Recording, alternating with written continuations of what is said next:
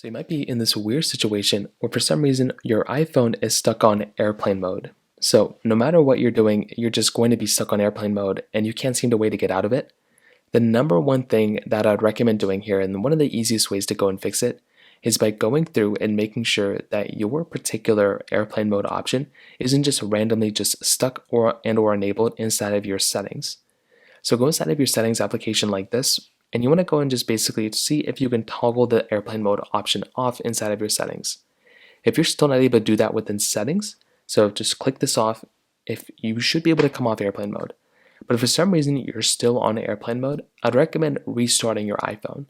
So hold down the volume up button and the power button on your particular device and go ahead and slide the power off. Now what this is going to do is it's just going to go ahead and basically restart your iPhone, and this is pretty much exactly what you'd want. You do not want your iPhone to go through and just randomly not work anymore. So what I'd recommend doing here is just going through, powering it back on, and that should end up fixing the problem for a lot of people. Now if your iPhone is still stuck in airplane mode even after you did this, you might want to see if you can get access to Wi-Fi. If you can access Wi-Fi, I'd recommend seeing if there is an update available for your iPhone. Sometimes when you are in airplane mode, it still allows you to go and check your Wi-Fi connection and all that stuff.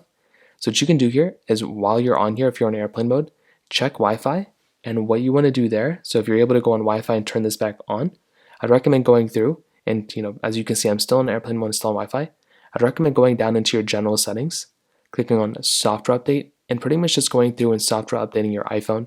That is by far another really easy way to go and fix this problem as well. So those are kind of the main ways to go and fix it for the most part. If you have any other thoughts or questions, please let me know in the comment section below. Hit the like button, that would mean so much, but definitely hit that subscribe button. More importantly than everything else, I love every single one of you guys. Hopefully I'll catch you guys in the next video. Peace out.